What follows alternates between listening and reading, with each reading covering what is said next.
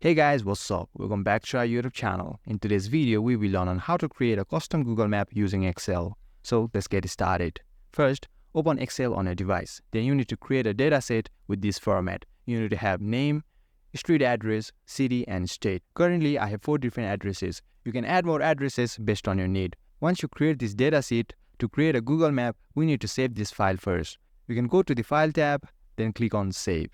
Or you can use Ctrl+S. Now, open any browser. Then in the URL tab, search for Google My Map. Then tap on the website having URL as google.com My Maps.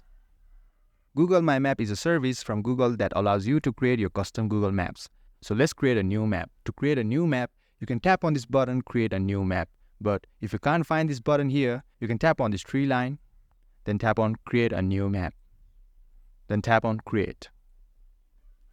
Now we need to import our dataset. To import your Excel data, tap on Import. Then tap on the Browse button. Now select the Excel file that you saved just before.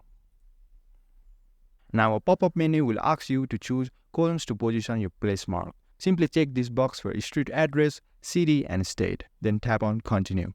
Now you need to choose a column to title your marks. Tap on Name, then hit Finish. And here, as you can see, we have created our custom map and we have all the marks. If you tap on any of these marks, the associated information about this mark will show up. And guys, that was it. This is how you create a custom map using Excel. I hope you found this video helpful. If you did, give this video a thumbs up and subscribe to our channel TechUp for more contents like this. Feel free to drop any of your queries in the comment section below. I'll be happy to help. Thanks for watching and see you in next video.